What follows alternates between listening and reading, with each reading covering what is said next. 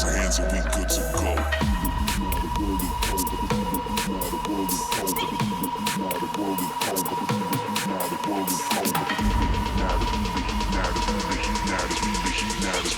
Now this world is cold, couple thousand hands and we good to go.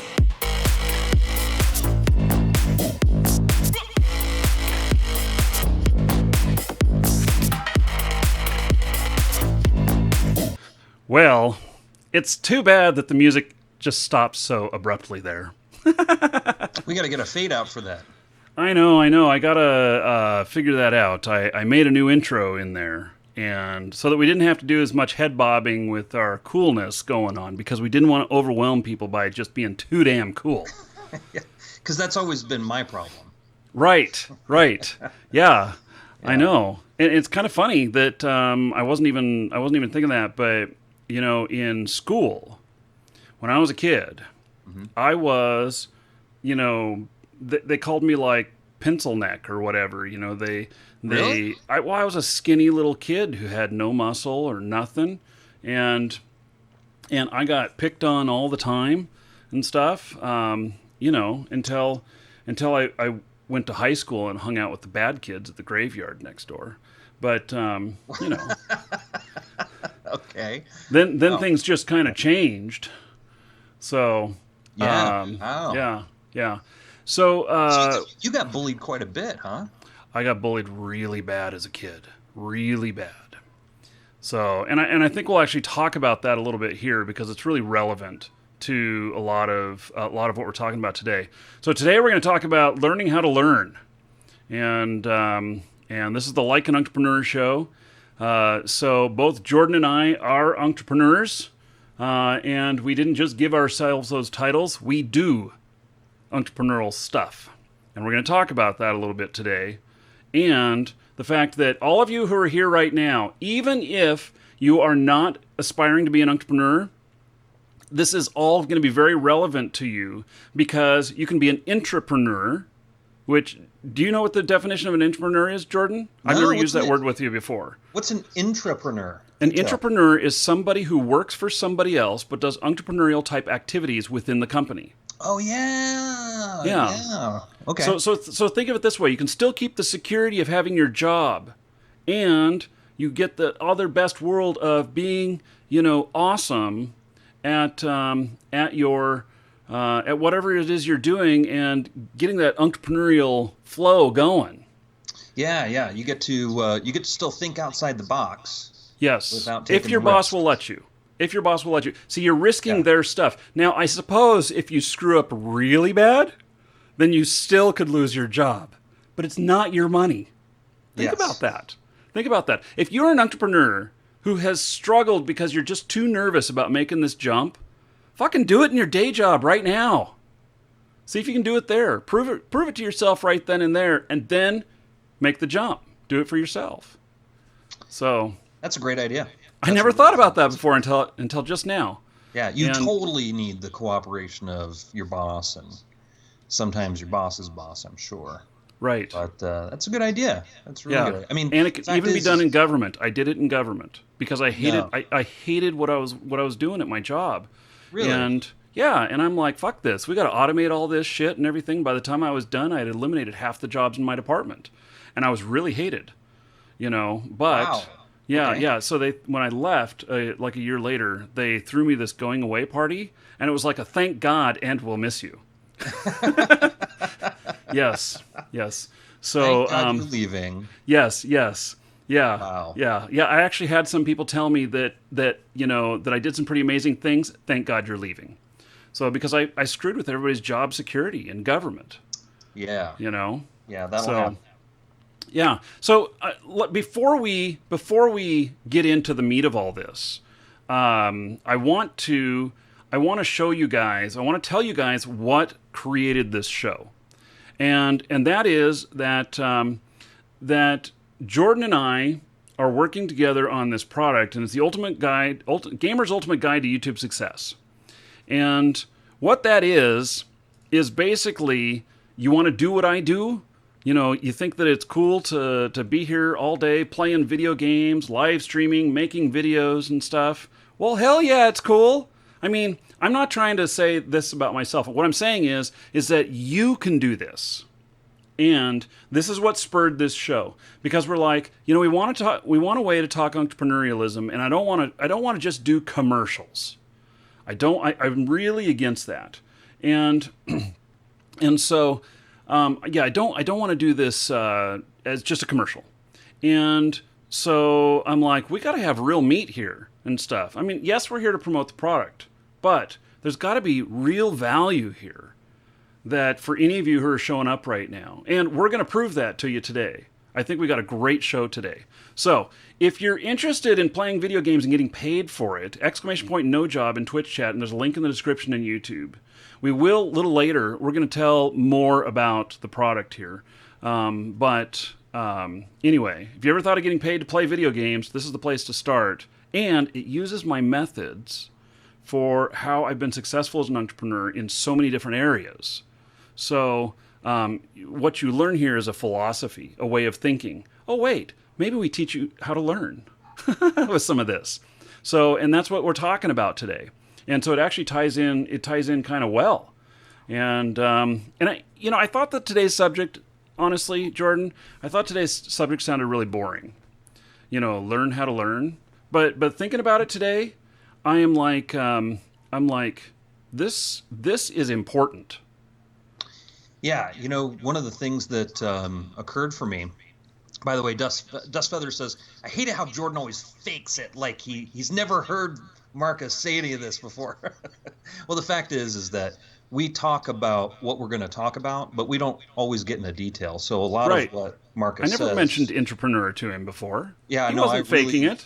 Yeah, no, I really that dumb look on his face is just natural, guys. That is. It's like some women that have resting bitch face. That's right. Jordan has resting dumbass face. Yeah. Oh my goodness. Yes. Yeah. Except he's really smart. It's very deceiving. Yeah. So one of the things that really kind of struck me when we were talking initially about how to learn.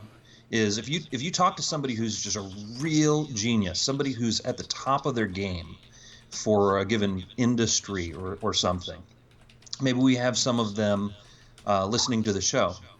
Mm-hmm. A natural dumbass look. Battle Vortex nailed it. Yeah. Yeah. Speaking of Battle Vortex, we got this great group going in Facebook, and instantly we get a couple of anchors, right? Some people who are freaking just rock solid. Can you tell I'm telling him what to do in text while he's talking? It's really distracting him. So is this good? Yes, excellent. Okay. You're not just a talking head, because it was like cutting you off like right here. Okay. And for me, that would be really bad. It'd be missing the beard. Fair enough. Yes. Yeah. And it's like it's like a third member of the show. So. Huh. Never thought of it as my third member. That's probably a good thing. Yeah. Yeah. So anyway, there are a couple of anchors in our group, and Battle Vortex is one of them who just full on stepped up. You want to talk about supporting the community, asking great questions, answering questions from other members. So hats off to you, Battle Vortex. We see you in there participating. We love it. One of a few people who have really given our group value just by being there. Yeah, thanks for participating. And that's our closed YouTube success group that you get automatically with the purchase of the product. We also have the Facebook Like an Entrepreneur group that anybody who is watching can apply to join as well. Yeah, pops up in Twitch chat. It's like a Facebook ENT. Oh shit, I don't remember. Because entrepreneur is too hard to spell. And it's in the description in YouTube. So you can apply to join. It's a closed group. We do not allow everybody in. If you're an idiot and you happen to if you're an idiot, you don't make it in. But if you're an idiot and happen to make it in, you make it back out.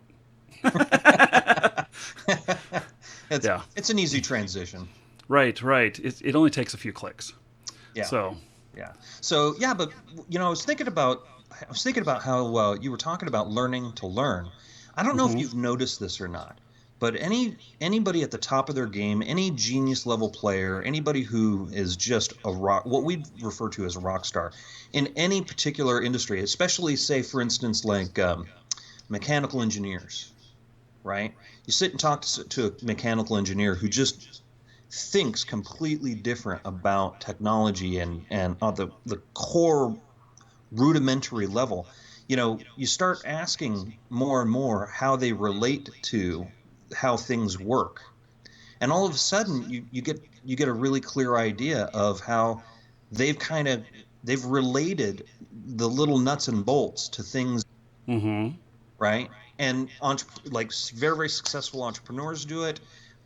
People who are not just in technical areas, marketers do it, and it's just almost like they have this like really creative way of saying like this is how this really complicated thing works. Let me tell you a story. And Mm-hmm. it's just freaking brilliant. And we're left going, I never thought of it that way. Right? Yeah. It's just amazing, right? Mm-hmm. And if I could figure out how he does what he does, then I could learn like he learns, Mm-hmm. And right? and and hence this is where we're going today. Yes. So, yeah. Yes. So, in any case, you and I both had very similar experiences in school. Yeah. Uh, In chat, who here should have been held back every year in school? Just say so in chat. Or who didn't finish school? Or, who always had, just a really negative either negative experience or negative report cards. uh, Me right here. Yeah. yep. Yeah. I don't know how I did it. Well, Yeah. you said that in previous conversation, you said that you were working on your kind of with your own system. Mm-hmm. So Mm-hmm. you learned at your own pace with your own way of thinking about it, and you didn't really have an interest in doing the homework. The homework was to prove that you had to you could do it, right? Mm-hmm. Mm-hmm. Mm-hmm. And you Yeah. never did the homework because you just didn't figure it was necessary, right? Right. Yeah. Yeah. School was not for me, and I just it's not that I didn't relate to the other kids. It's just that I didn't ever feel like I thought about things the same way as them, and so yeah, I mean, I'll just say right now, I'm dyslexic and ADD, which we're going to talk about that in a little bit, because that is not a disability. 100% it's not a disability. If you're dyslexic or you're ADD or ADHD as they call it now, that we're going to tell you about how that is actually a benefit and how to use that. So you may have never thought of it that way before, but but it's 100% true, and we've got proof. So Absolutely. yeah. Absolutely. It's funny that you mentioned that that you didn't learn the way other kids learned, Mm-hmm. right? Separately from me, I had my parents and administrators saying exactly the same thing. To which, I was just a little boy, so I mean, I thought like, "Oh, well, that's just another way of saying I'm stupid." Mm-hmm. Okay, Mm-hmm. right? So as time passes, I go into corporate America and I'm a technical trainer. By the way, you want to talk about making somebody an overachiever, right? Just like tell them they're stupid while they're a kid Mm-hmm. and then set Mm-hmm. them loose in the world, right? And they'll Yeah, do it's everything to prove that they're not stupid. negative reinforcement, some Yeah, that's crappy exactly. crap like that. Yeah. Yeah, something about maybe reverse psychology. I don't know, but I'll Yeah. tell you what, man. I got out there and I was doing some really technical, like we're talking like banking encryption technology type of training for people, right? Mm-hmm. Adults. Mm-hmm. And the most common thing I heard while I was teaching these people very, very complicated subjects? Well, Jordan, you're just gonna have to hold on. I don't learn the way other people learn. This is the most Right. common thing I've heard. Like I didn't hear anybody say, "Oh yeah, just throw a book in front of me and I'm good." And Right? and I I, mean, I'm sure a couple of them were out there, but I wanna ask everybody here who's in chat. How many times have you thought that about yourself? That I don't learn the way other people learn. I'm not gelling with this teacher or whatnot. Or you hear other people say it. Because I never thought about it until we talked about what we're talking about on the show today. And I never thought about this at all. I'm just like, people learn, you know? Except I knew that I learn differently.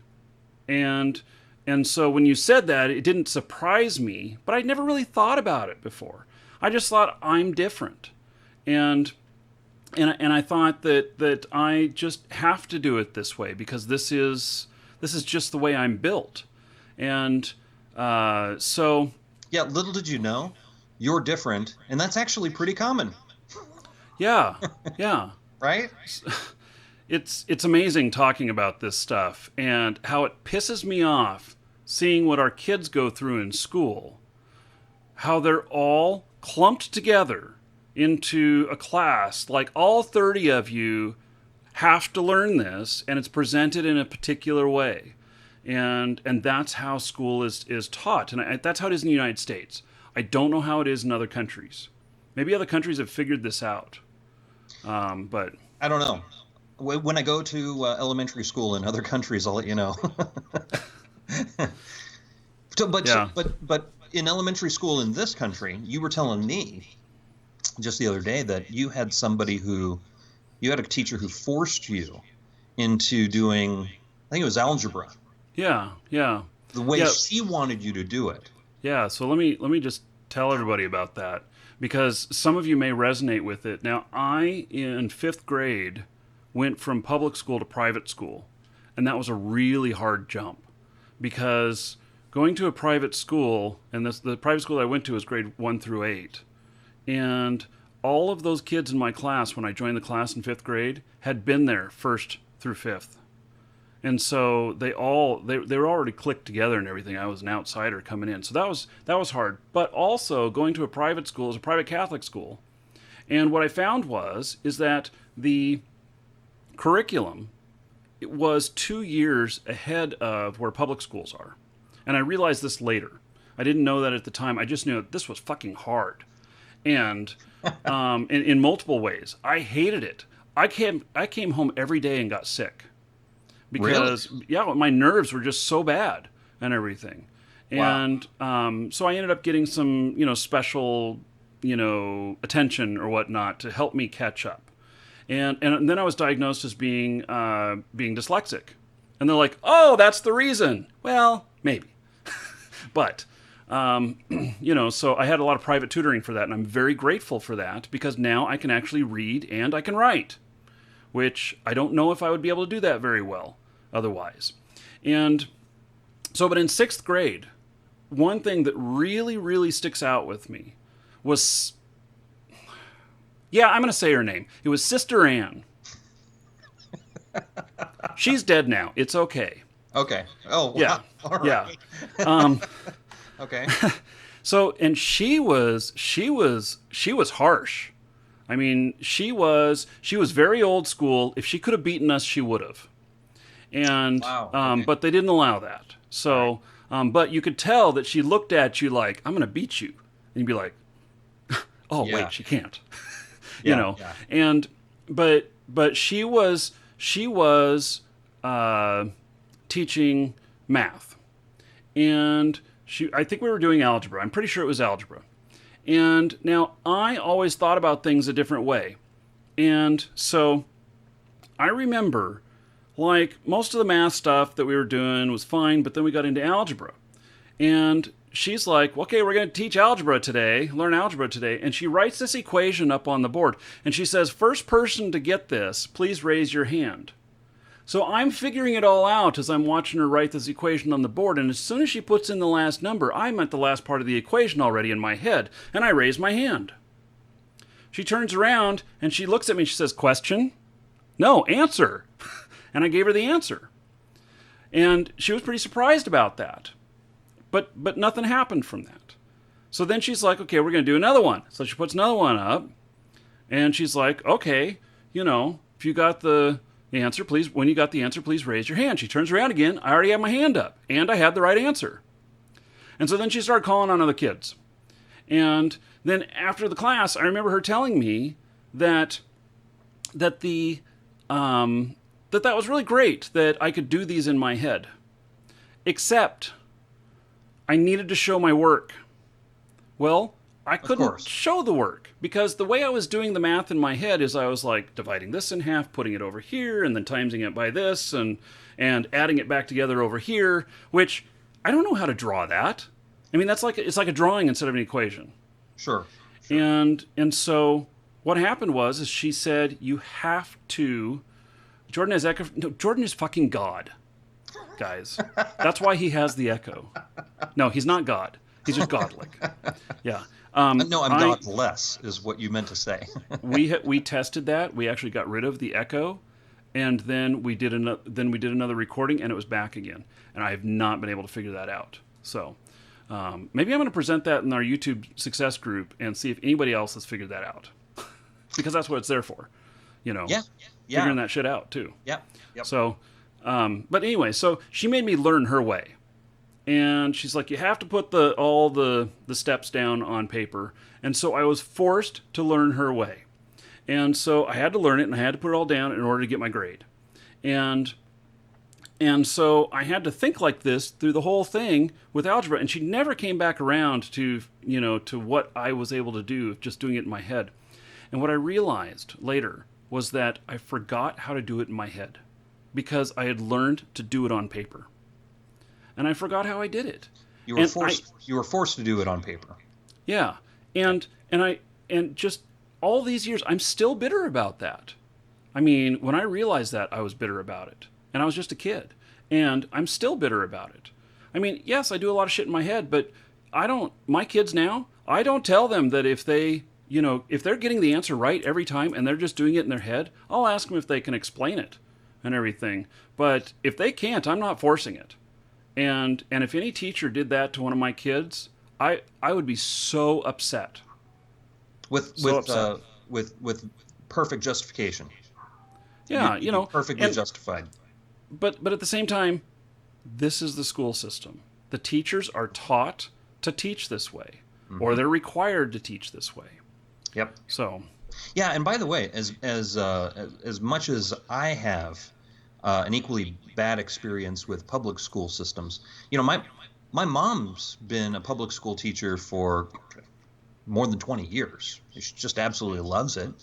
And, it's amazing, like, to hear the stories on the other side of the fence, right? So I had absolutely nothing but, my humble opinion, I had a horrible, horrible experience.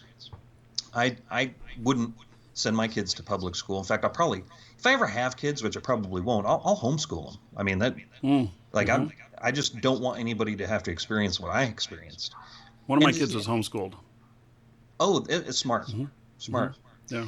And you know what? It's a shame that more parents can't afford to do that, right? That they got a job, they have to go. I mean, my heart goes out to people who'd like to homeschool, but they can't. In any case, it's really, I got to tell you, it's mind-bending to listen to the stories from the teacher's point of view. For instance, when you have a teacher like my mom who says, no, I have kids, I have a group of kids who don't learn the way that everybody learns.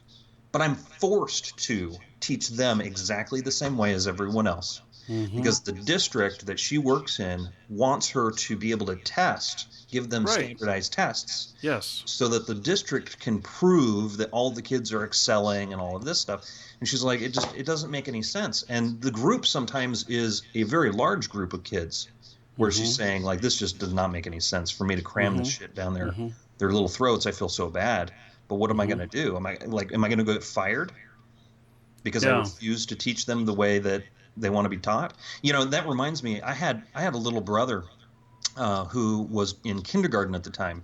I have a little brother. I have a couple of little brothers, actually. He was in kindergarten at the time, and he was playing games that were like learning games with his older brothers. And I'll never forget, my mom got a note from his kindergarten teacher that said, please stop teaching him multiplication and division. He needs to stay with the class. He's going too far ahead of the class. And I don't know if you remember or not, but like in kindergarten, you You're not learning multiplication and division No, until you're you're like, learning how to count to 1 to 10 maybe. that's right. That's right. And he was doing multiplication and division. By the way, he's grown up now, has a PhD, and is searching for a cure for AIDS. Like, Hmm. the dude's a freaking genius, right? And how did he start? How did he start learning? He started learning from teachers who told my parents he was learning too fast, essentially, Yeah. right? Yeah. So I think we've beat this dead horse to Hmm. death, right? Like, we Hmm. know that, be it public or private, the school system, at least in the United States, didn't work for us. Hmm. And as we talk to other entrepreneurs, we find out miraculously we're not alone. Hmm. Actually, we're not alone by far, right? So now we have to think in terms of what has been ingrained in us and letting that go. And it's very, very difficult because one of the things that we absolutely positively learned very well in school was do not be wrong. Right. Oh, No, wrong. Yes. wrong. That was a trick. I That's exactly swear. right. Yes. Yeah. So, Uh, God, our feed's blowing up, man. I can't yeah. keep. Yeah. By the way, I'm sorry, everyone. I can't keep up with all of the great comments. By the way. Yeah. Yeah. And Battle Vortex actually gave us a suggestion we're gonna try in the future. You need to wear a headset. We're gonna try that. Don't worry about it right now, because God is okay. All right. Yeah. All I right. mean, or I'm whatever. Actually, if you have a headset there, fine. But otherwise, don't worry about it. Okay. And so, yeah, we have a lot of we have a lot of questions off topic. I'm sorry, we're just gonna have to deal with those another time. You could email me, and so anyway, Well, all I was gonna say was, as you kind of branch out to do your own thing, if that's what you choose to do, it's a very courageous thing for you to do. You just got to keep in mind that we were taught to learn the lesson first, right? And if we didn't mhm, learn the lesson, we get punished. So that punishment might come in the form of a bad grade, and then getting grounded or getting your butt kicked by your parents or whatever, right? And in real life, as an entrepreneur, we go out and we try something, we get punished first, then we learn right. the lesson, Yeah. No. So right? explain that. Explain that because when we talked before the show, you were telling me this, and I'm like, what? Yeah. It took So it took it took a couple of times. yeah. So here's the deal. If you if you think back to how you were being taught in school, they taught you on the dry erase board or the blackboard, and they taught you the lesson. You did the homework, which was still part of teaching you the lesson. Then you did a test, and if you passed the test, great. If you did not pass the test, you were punished. And the punishment came in the form of a failing grade Hmm. and other social pressure things, kids pointing and laughing, your parents grounding you, whatever, right? But you were punished if you did not learn the lesson. Hmm. In in the real world, as an entrepreneur, This doesn't have to be just entrepreneurs. I want to point that out to everybody here. That this is yes, everybody. yes, We're just using entrepreneurs as an example. yes, that is correct. And by the way, it's most frequent in our lives because we come across people who are entrepreneurs more than normal It's people, I because think. we're risk takers. So our punishment is much more harsh. Yes, yes, that's right. That's right. So Yeah. here's the thing. As an entrepreneur, you get punished first, then Hmm. you learn the lesson. Hmm. And if you didn't learn the right lesson or you didn't learn it well enough, you get punished again. Hmm. Hmm. That's all, right? So now what we have is we've got a bunch of people who were programmed from a very, very early age. And I would suggest it really doesn't matter what school system you went to. This is kind of a universal programming, right? Where you're taught not to be wrong. And then, by the way, if you go into like corporate America like I did, that lesson is reinforced, right? Where you absolutely positively do whatever you can to not be wrong in corporate America, right? Because then you don't get promoted, and you get fired, and all sorts of things happen. So it's reinforced. And that's actually one of the reasons why people say, like, if you take a look back, right, we actually got modern day school systems from ancient Greece. And ancient Greece were interested in, somebody said it in chat, creating drones, creating worker drones. So, and actually, if you want to think about it like that, the school system is very effective for that. So we program you with a way of thinking, and then now it's time for you to go off into a job where you're going to have the same programming with a new way of thinking, right?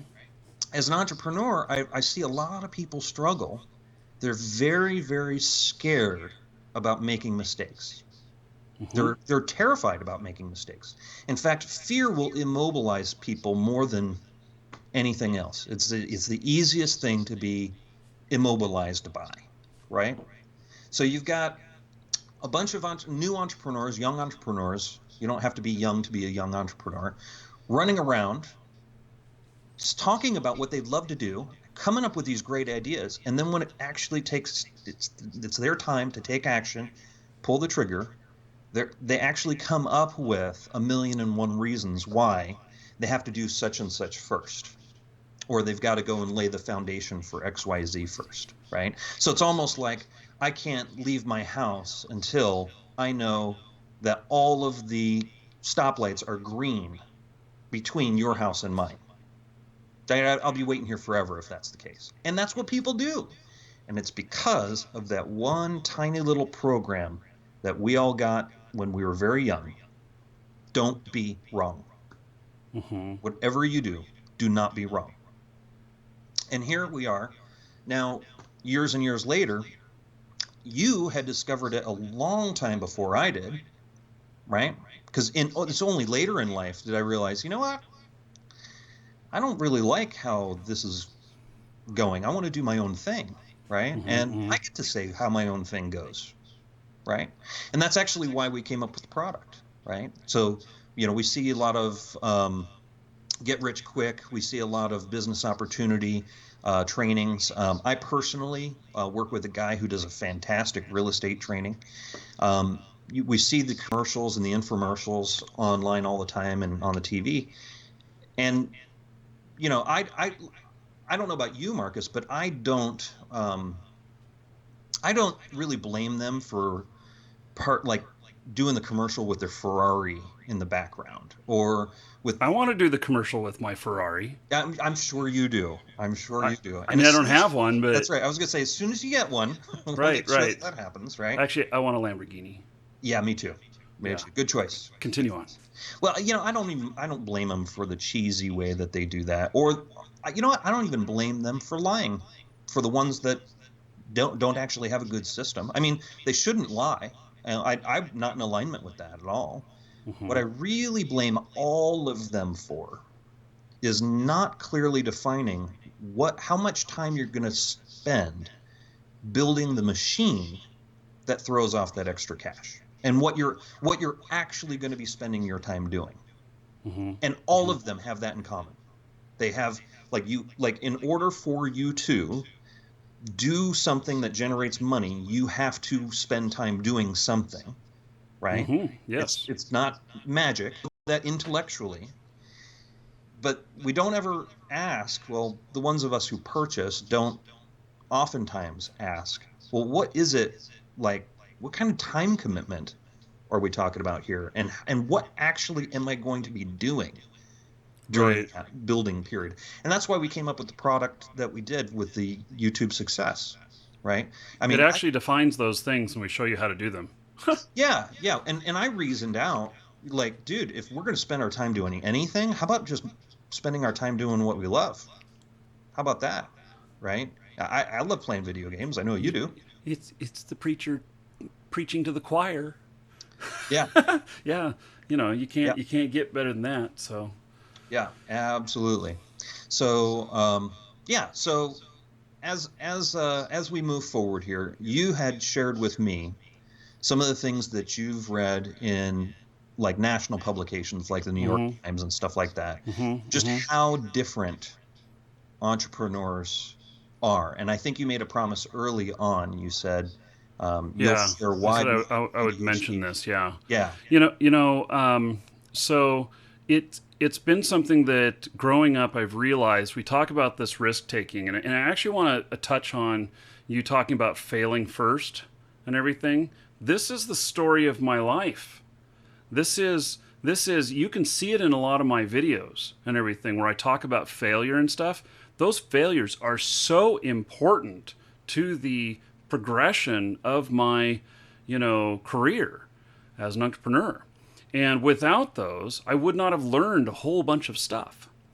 And so we talk about how we learn and everything. And I know that you guys see this on the show. In fact, I get upset when people tell me what to do on the show. It happens to me every day on the show, every time. And in fact, I offended someone earlier today, and I apologize for offending you if you're still here. I doubt you are, though, because I offended him. But basically, people telling me what to do to do something better, but I have my own way of learning things and doing, and failure is a big part of that, and I have no fear of failure. I have fear of dying.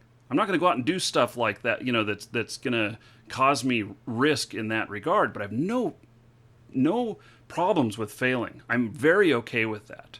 And in fact, I want to mention today in a news article, the CEO of Valve, he said in there that they are okay if their whole VR play fails. Wow. When has a CEO ever said that? And that they got to have $50 or $100 million into this already, Yeah, wow. into their VR stuff. Yeah, I didn't heard that. Yeah, so and Valve is Steam, and I forget his name, but anyway, in an article today, he said that this VR thing, it is okay if it fails, and we are moving 100% forward on it. And that is an entrepreneur. So where that all stirs that up for me and everything is that I wondered if other people were like me when we were talking about learning today. And so I just Googled, what percentage of entrepreneurs are dyslexic? And it turns out the New York Times has articles on this, and it's 35%. Holy cow. That's a huge number.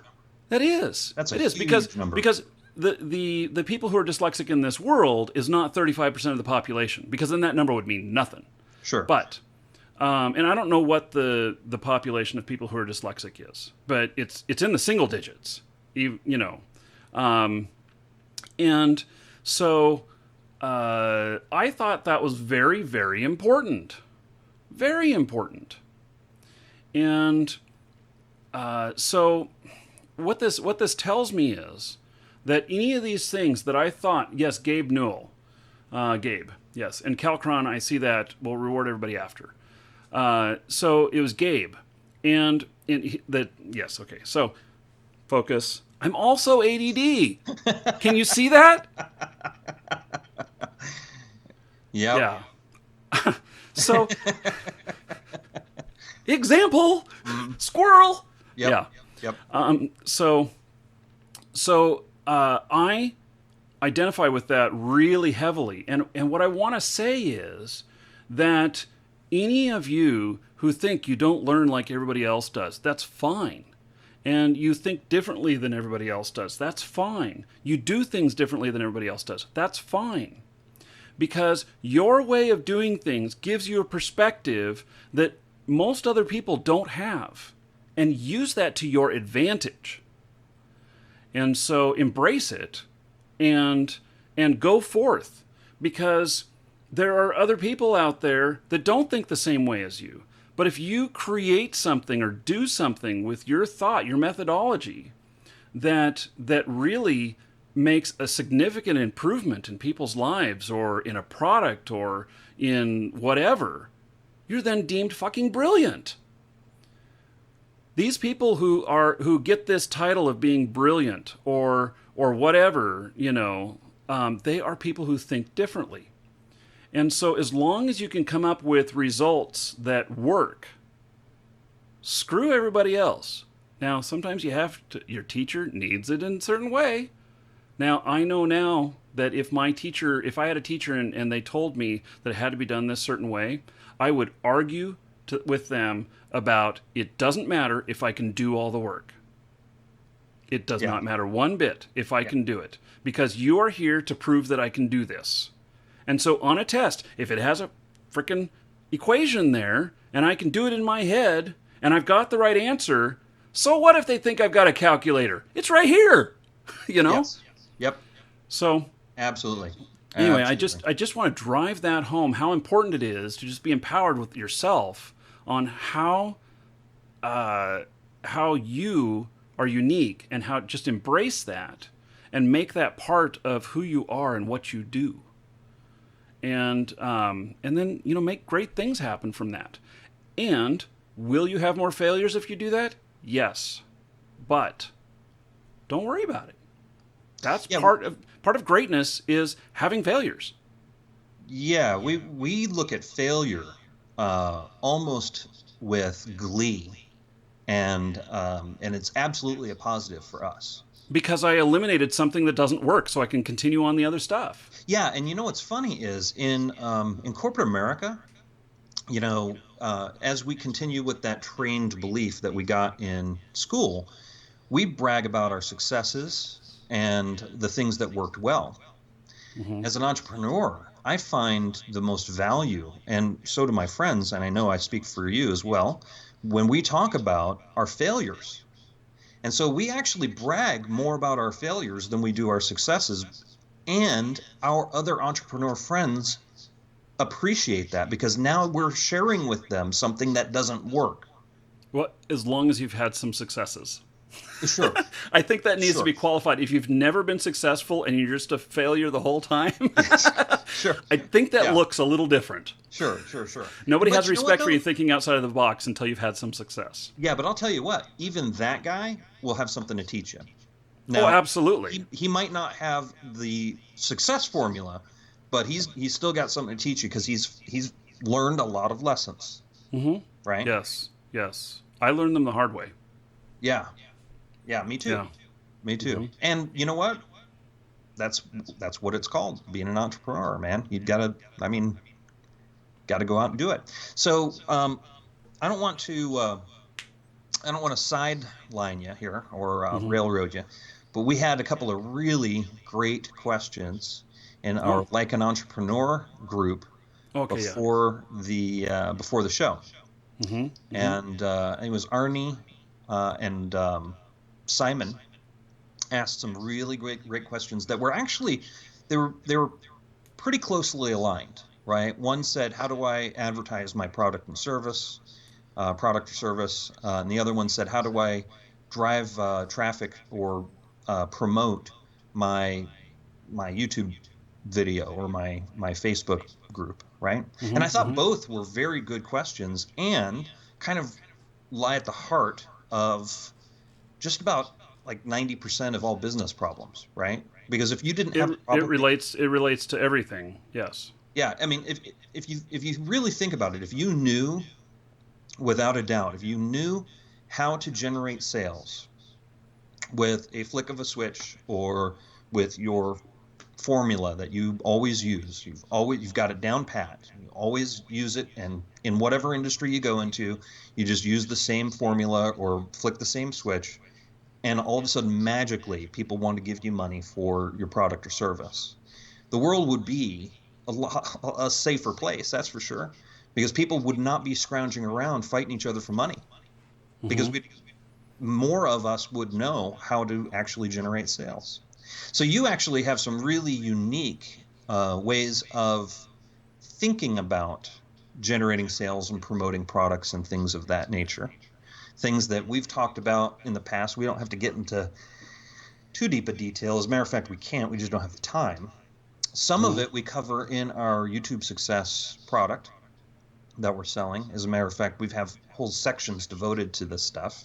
Mm-hmm. But we don't really talk about it too much from just like pure entrepreneur 30,000 foot view, right? And I thought maybe you and I would take a crack at offering some suggestions, Okay. what we know has worked for us and people that we've worked with, right? So I will say this is not on our list. Yes. I don't know where this came from. Yeah. Sorry. This is Marky's surprised face. Yeah. Sorry. Yeah. Well, you've done it to me, so it's Okay. it's only fair. No. Right? So okay. So what is the question you want my feedback on? So what are some ideas for promoting a product or advertising or marketing a product or service for that matter that you've learned over the years being an entrepreneur? This person said, look, I'm just not really I'm not really great at advertising is what they said, you know. And and I thought, you know what? They've taken the giant leap to join our Facebook group, and let's help them out, right? So I mean, I've got some ideas. okay. Well, I got one here. Okay. So the you know trusting in other people to help you advertise is one way of doing it. I actually had a company come to me when I had a computer store, and they said that they wanted to put an A-frame out on the sidewalk that would attract people to come into the store. And I thought, okay, and they're like, yeah, you can fit like 20 letters on it. I'm like, only 20, okay. And so I just tried it. And what they did is they brought out this big black A-frame, and they had these neon letters that they hung on it. Mm-hmm. And when we put that out there, we had all kinds of people.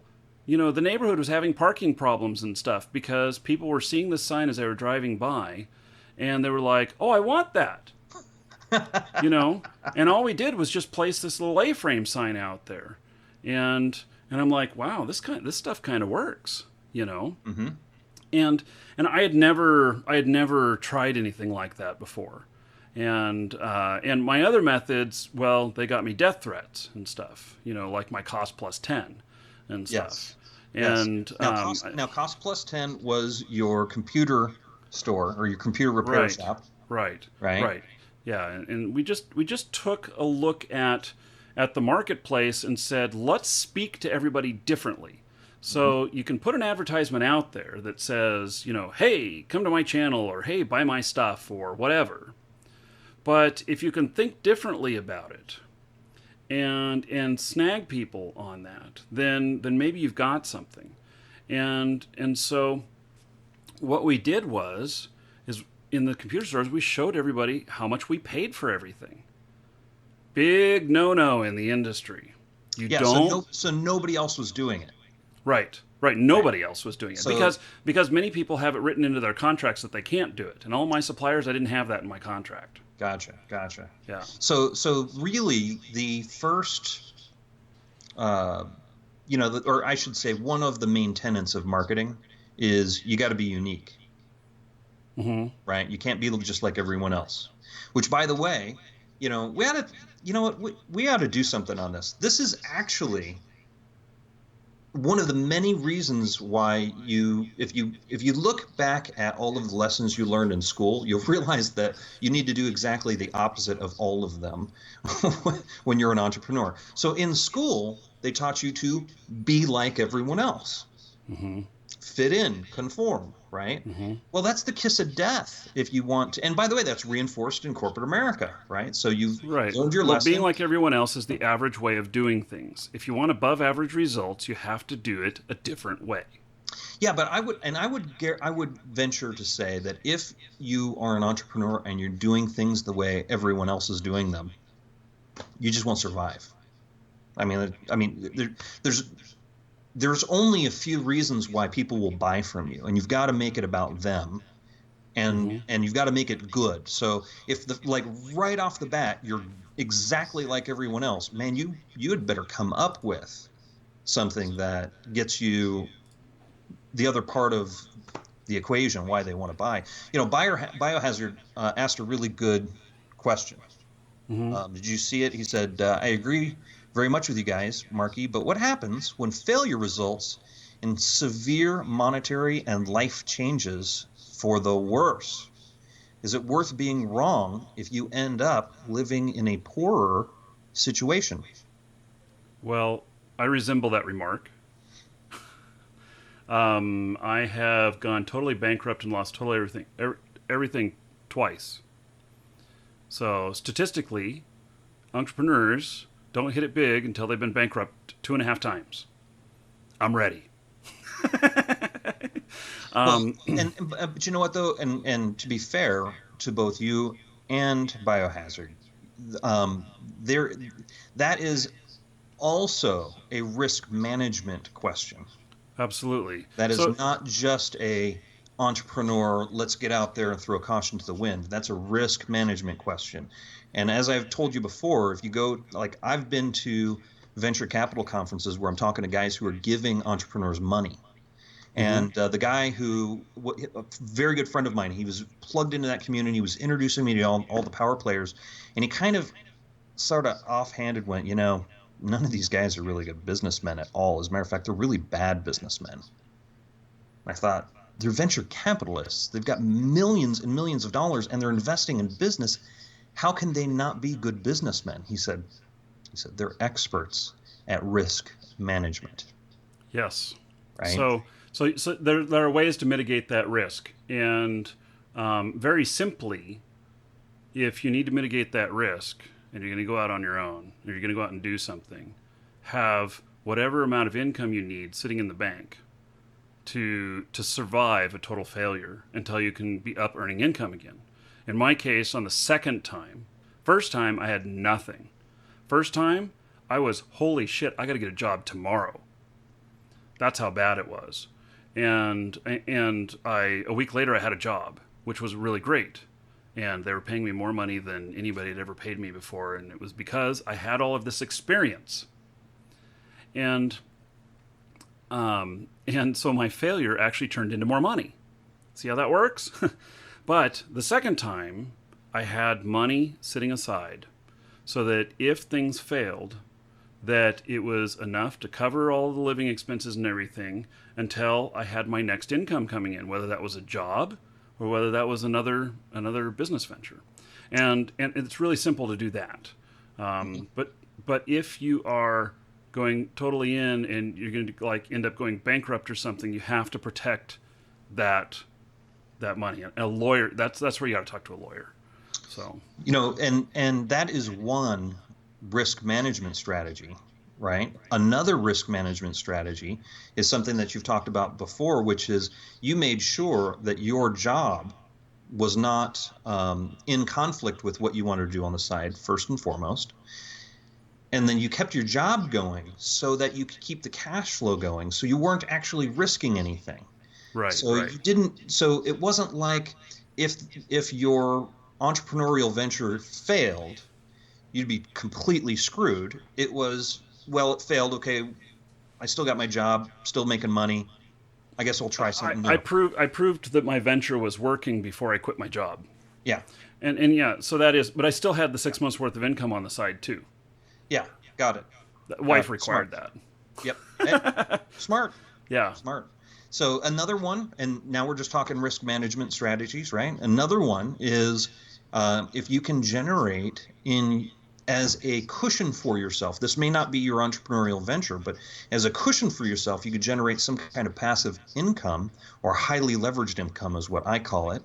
Most common kind in the U.S. that we're talking about is like rental properties. Can you go and buy and rent out properties for the highly leveraged income? That's highly leveraged against your time, right? Because at some point in time, depending on how you've structured those deals, you might be chasing rent checks, you might be plunging toilets, you might be fixing something, right? So it doesn't. So I think passive revenue is kind of a misnomer. I don't really like that term. I think it's highly leveraged against your time. And actually, our buddy Scott came up with that because he's a real estate guy. Like he knows how to do it. And he was like, you know what? Nobody's ever like just sitting by their mailbox waiting for the check to come in when you have rental properties. There's always crap that is not the machine that you get up and running and then it makes money while you're away, because it still requires maintenance. That's exactly right. Unlike what we're teaching with the video stuff, is that when you publish a video, it goes up there and it continues making money for you while you sleep. It continues making money for you a year from now. I was actually going to try and find, and I don't know how to do this kind of search, but I was thinking, okay, out of all these videos I have, show me all the videos that had not had a view in the last month. And I was thinking that would be a really interesting search. And then I'd look at them and I'd say, why? Do these have any value, or are they just crap, or whatever? It's probably because I didn't follow, they're probably older, and I didn't follow the advice that we give in the product for how to get attraction and stuff. And but yeah, I don't know. It made me think of that. But yeah, I earn money off my YouTube channel while I'm sleeping. Yeah, so let's talk about that for a second. Why don't you go ahead and bring us up the graphic, and we'll talk about the product for a second. For those of you who have already purchased and you're in chat, you feel free to say something. But so far, we have had nothing but rave reviews. Everybody said that this thing's got tremendous value. Thank you. You've lit a fire under me. You've given me the inspiration. We've had a few people that I'm not going to repeat what they said because it's over the top awesome. Like they're like, you know what? I did what you told me to, and here are the results that I'm getting. And they're awesome people results. Won't believe that? I don't think anybody will believe it. And as a matter of fact, government agencies don't want us to talk about results that people are getting. That's a liability. Isn't that crazy? Yeah. Stupid. Yeah, we can tell you we're successful, but we can't tell you the details. Yeah, and on the product here. Yeah, and here's the funny part. The funny part is that this is the catch-22 as a couple of entrepreneurs. Like, if you bought the product and you joined the YouTube Success Group, the closed group, that's where you'd see all of the results people are getting. Right. And that happens after you've made the decision to buy the product. Not before. Yeah. So, let's just take it as confirmation that you made a good choice. Yeah, absolutely. And by the way, this fits in with what you're saying. So there's real estate that you can generate highly leveraged income from. There is vending machines, right? So I know a number of people who've done the vending machine thing where like every week they're just going and, got the wheelbarrow full of soda pop that they're plugging back in the soda machine or whatever it is, right? Getting all their quarters or their dollar bills. There's a lot of different ideas for people to go and generate that highly leveraged passive income. I like the idea of doing something that you just enjoy doing, which is playing video games, right?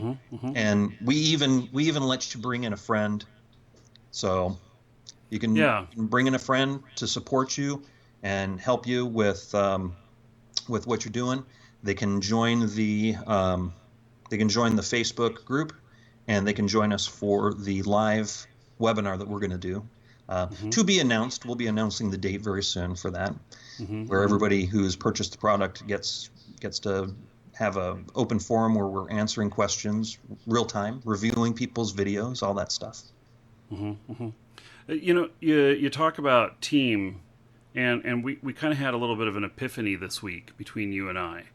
And because, I'm like, I'm not so sure it's a good idea that we're both these super creative guys and stuff. And what was it that you don't... What was our conversation like there? What was the difference? I can't remember, but it was like... Man. It was really interesting. God. Okay, we're going to have to come back to that. Yeah, but I know what you're talking about. I remember the conversation. Yeah. It's like this is why we work together really well here. But at the same time, there's a difference, and I'm like thinking it's not good to have two guys on rocket ships going because nobody ever stops each other. Yeah, and it kind of flies in the face of the advice that you get early on as an entrepreneur. The advice you get early on is you want to bring in people who do stuff you don't do well. Right. You want to bring in different personality types. The guy that loves accounting, right? Like I'm not that guy, right? So I need to go and find that guy. Not unless we're counting money. Yes. But when you get into the fine details of all the expenses and the deductibles and the wages, screw all that. That's right. I'll just take the receiving end. Yeah. So you and I actually made we kind of blundered into a decision that a lot of entrepreneurs mistakenly make early on. they all find somebody who's just like they are. They get along really well, and they decide they're going to go ahead and create a business together. Mm-hmm. And Mm-hmm. it oftentimes fails miserably because you have two people with the exact same skill sets who aren't replaceable. Right. Blind. Yeah, Moving forward.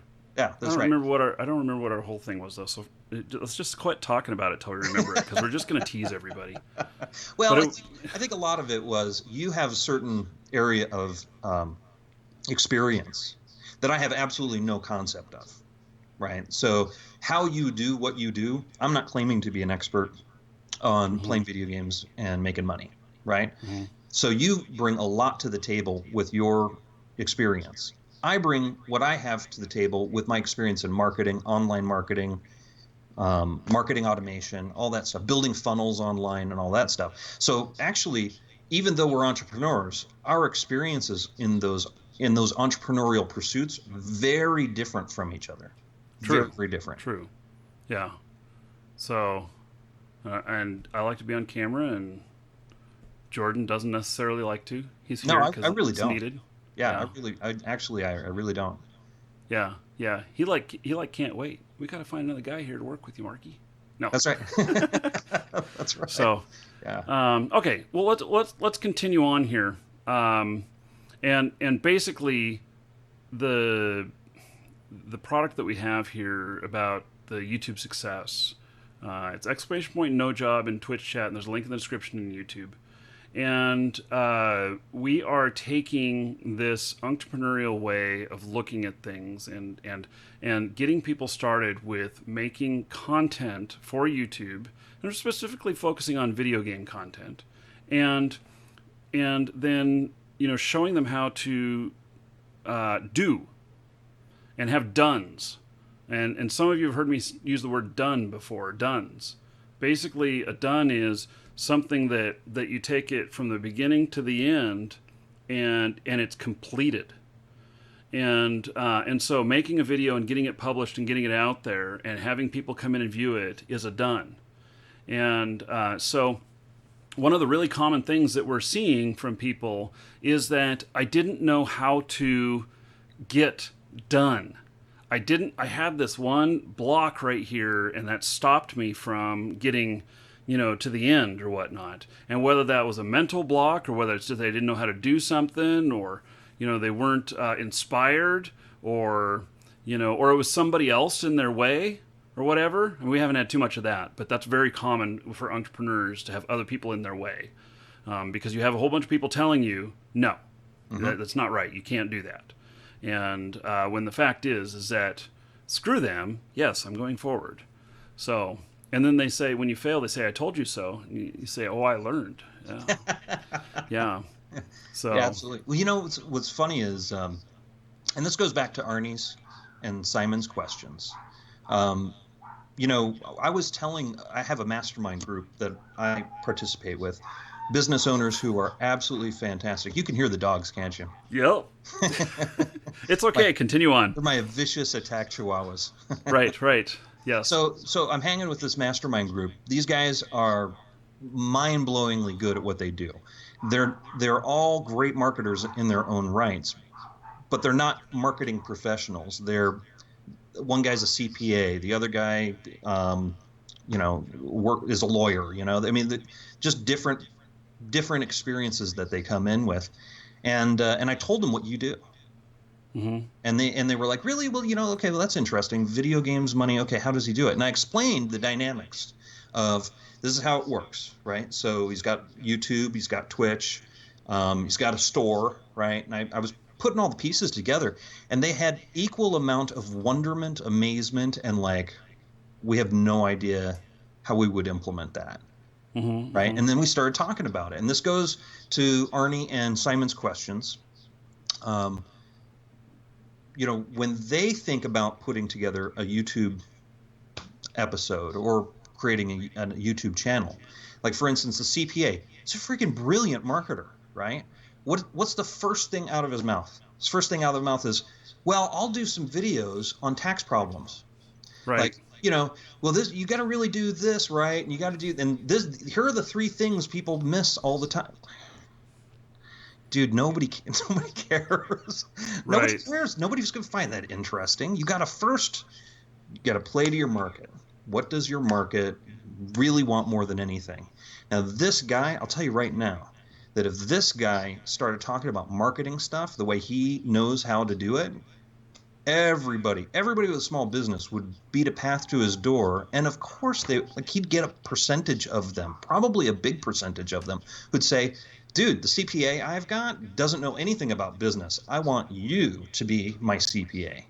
You Because you know get the business. my advice to the accountant, because I'm just thinking about this, and my advice to the accountant is tell success stories of money found or money saved that was unexpected. That's Yeah, good. That's a good pitch. That's a just good pitch. just think of that. It could even be an article in a newspaper or whatnot. Yeah, You're telling a yeah, story about how this money was found, yeah, and absolutely. and I did a video on this one time where I found that I could save a tenth of 1% on PayPal fees, and a tenth of 1% doesn't sound very much until you're doing 5 or 10 million a year through it, and then all of a sudden, it's a big deal. And I calculated how much it was, and it was $13,000 for a year that I had figured out this percentage on just changing one little thing, just checking one box. And when I figured that out and I instantly turned that on, and then I was able to calculate the next day that we were actually saving money. I'm like, holy shit, I missed out on $13,000, and I did a video about it. So when that video is up, and I still get people that email me saying, does this still work? I don't know. That was a few years ago, and Sure. we're still set up for the same, but I don't know if it's still valid Sure. or not. But that's accounting. It's boring Yeah. shit. Well, to your point, what you're doing is you're taking what the guy knows very, very well, and you're tweaking it just a little bit, but framing it in a way that other people would have interest in, right? Have you ever seen the documentary The King of Kong? The King of Kong. I have not. What's that about? So it's about Donkey Kong, and Okay. it's about these two guys. One's a school teacher, and the other guy sells hot sauce or something like that. Okay. And they both are Guinness Book World Record holders in the game of Donkey Kong. Okay. And they and I sat down and watched this documentary, and of course, me being in the video games, I was like, "Oh, this is great." But then it turned out that for some reason, family was all together and stuff, and we were looking for something to do, and I had that documentary, and I knew though from watching it that it wasn't a story about video games. It was a story about two people in this competition with each other and the challenges that they faced and how they overcame those challenges and then were successful both in their own ways. And so when you think of it like that, like who doesn't like a good success story? Who doesn't like something like that? And so just think about it a little bit different. So we got this boring accounting stuff. Well, why not think of it as a competition? Why not the dramatic story? I mean, this sounds really crazy, but just imagine this. The dramatic story of two accountants trying to say who can save the most money for whatever client. Doing their dual thing, they're both doing it at the same time or whatever. Who can do it? What's funny is there you go, thinking like a reality show TV producer. I know. Man, that's a talent. That's a talent. I mean, but I can totally see it. I'm not interested in accounting, but I'd be interested in the people and the competition. Yeah. That's a great idea, and there aren't too many accountants who'd be comfortable enough to do that, right? Well, But the guys there'd be the problem of showing somebody's books. Well, but you can talk about percentages. Yeah, I suppose. So, yeah, there's challenges with all these things, but actually, oh gosh, you know what I'm going to do, Jordan? What are you going to do? I'm going to pull out a book.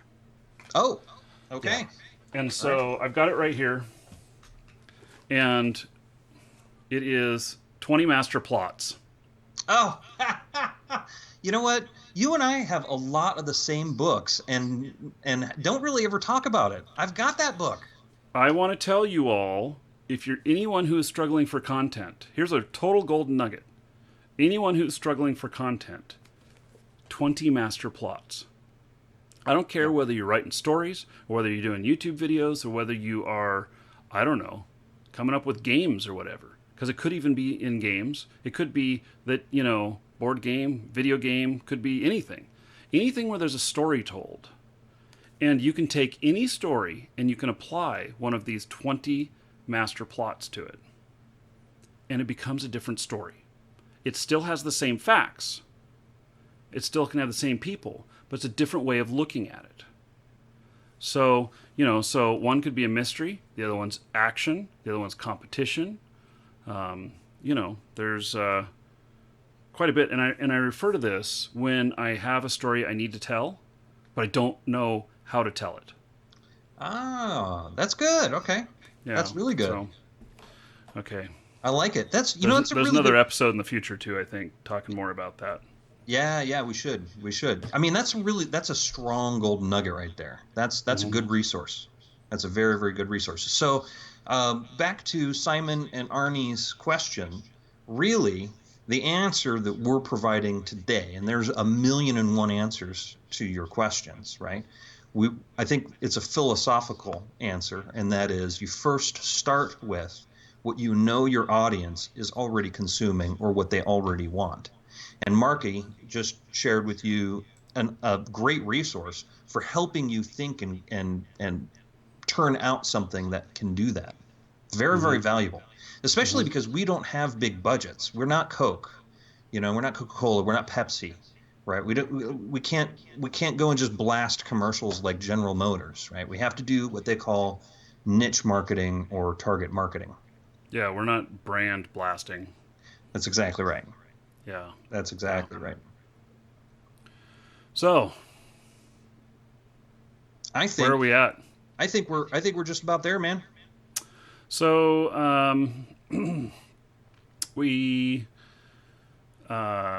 did have also about. Do we want to get into the discussion of entrepreneur, not entrepreneur? If you want. So. We did have another thing come up which I thought was really interesting, and that is that people who think they're an entrepreneur but are not, but maybe they really are, and there's some distinctions in there, and the title doesn't necessarily matter so much. You are what you do. And so be what you want to be, type of thing, or perform actions in those regards. But one of the things that is so important, and this is one of those things that really is stuff that we should be selling or whatever, because it's so easy and people just don't realize this, which is that action is the key to being an entrepreneur. And so if you are somebody who plans and plans and plans and you never pull the trigger, you are not an entrepreneur. And I've offended people in the past saying that. And but we came up with, are they really, is it really that is that true? Well, in some cases it is. I mean, if you give up on doing stuff, then yeah, you're not an entrepreneur. So, but if you can get dones, and if you can have conversion, that was I think key. So there's action and there's conversion. So an entrepreneur, I don't know of any entrepreneurs that don't sell. I think even if you're doing charity and you're giving stuff away for free, you are still selling. Because you're still bringing in your investors, you're still, still bringing in your funding, you're still going out there and selling it to the public that you want to help. And so, but we were talking about this, about what about the person who likes to write the scripts but doesn't want to act and doesn't want to edit and everything? Yeah. We talked about that. And you actually know somebody. You actually were talking to two guys in the video game world. And I forget how many big players you know. Right? You were talking to a couple of, they were from Crowfall, right? Crowfall, yeah. So Todd Coleman and Gordon Walton. And I did an interview with them. And I asked them if they thought of themselves as entrepreneurs.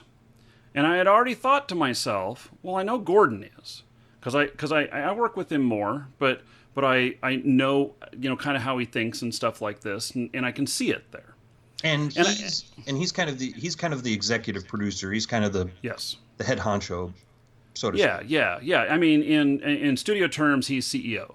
Okay. So I think. Okay. I mean, it's a different hierarchy, but that's kind of the executive producer is like the funding and the direction, the vision. Okay. But then there's like Todd, who's the Todd is creative. What is his title? Is he the creative director? Yes, creative director. Yeah. And so, I'm thinking, is that really an entrepreneurial position? And then both of them answered yes, like simultaneously when I asked this. Okay. And I thought, oh, that's interesting. And then I thought about it more. They're actually both, risking a whole lot doing this game, and they are actually publishing this game, and people are buying it and everything. And so, yes, that meets the definition of entrepreneur. Even though when you think of somebody who's creative, and on the creative side as not being an entrepreneur, it actually is when you're in a team. Mm-hmm. So now with what he does right now, he may not need to take certain actions that bring stuff to fruition, to create dones, because Gordon's there, mm-hmm. And they have a whole bunch of staff as well that plays other parts. And so when we were talking about this, it was like, okay, so what about the person who wants to write the script? And that's all they want to do. They want to come up with the ideas. They want to be the visionary and stuff. And I was thinking, well, that's more of an inventor, or something like that. Maybe a script isn't an invention, but you invent a product and then you just write, you write it down or whatnot. You don't do anything with it. Yeah, you've invented something, but you're not an entrepreneur. You have to take it to market. And so, but, I was thinking about this with people with the YouTube group is that even if you don't want to do, you don't want to be on camera, you don't want to do the video editing. If you're the one coming up with all the ideas and someone else can execute it and you guys can get the dones that way, what a perfect team. Yeah. So. Yeah. And by the way, the reason why we're letting everyone bring along a friend on the Facebook group and in the live webinar is because I kind of thought this through. Like, what if I was the video editor, kind of reality show executive producer on the back end, thinking of things to do, and then I had a friend of mine who was like just gung ho, would do just about anything, would just be silly and funny or whatever, right? Mm-hmm. But will tear ass off, take action, and record the videos. That means that I don't have to record the videos. That's like a huge win for me, right? Because I don't particularly want to be in front of the camera. I mean, I'm going to do it because it's still fun, but that's not the first place that I would go. I'd actually prefer to be behind the scenes a bit. So why not give everyone the opportunity to do that same thing? Mm-hmm, mm-hmm. So and what we're kind of getting at here is that we've built this for teams. You can do everything all on your own, but if you don't have that other half that you think is necessary or, whatever, bring somebody with you who does. And so, yeah, I think that's kind of it. And you're both entrepreneurs when you're publishing. Yeah. So. Yep. Yeah. Not getting paid by someone else to do it. Yeah. So. Yeah, I agree. Mm-hmm. I completely agree. And there's one other thing that I wanted to mention before we go. Mm-hmm. And that is those of you who are afraid to be an entrepreneur and have a job, be the intrapreneur. So work on these things that you really like to do, whether it's, like this video stuff that we're talking about or something else. And then when you see an opportunity to do this for your company that you work for, pitch it and try it and everything. Because a couple things are going to happen there. One is that you are going to get more experience in a different realm in doing the stuff. And you're doing something you love. And if you can prove that it works really well and you can do really well at it as an entrepreneur, maybe it's time to make the leap to an entrepreneur. So... Man, I like that. I We're gonna have to use that. Yeah. Entrepreneur. Yeah. I like that. So, okay. So we pretty much done here? I think that wraps it. Okay. So, time to we're gonna rock it on the way out here, Jordan. Oh, is it time to put shades on? I think so. I think All so. right. So, we're taking off the serious glasses, and now is the after party. So, All right. okay, man. let me get Until the music next time. started here. Yep. So, everybody take care. We'll be on same time, same place next week. The music is going, yeah. And so, hope you join us. Check us out, !No Job and Twitch chat. There's a link in the description on YouTube. And this song fits. This is about making the cash, which that's not everything that success is made up of. But a lot of people measure it that way. So, This clock is always cash. Need to okay. keep on count. Thank you, everybody. No point Take care. having paper routes. Got extra Don't go anywhere, Jordan.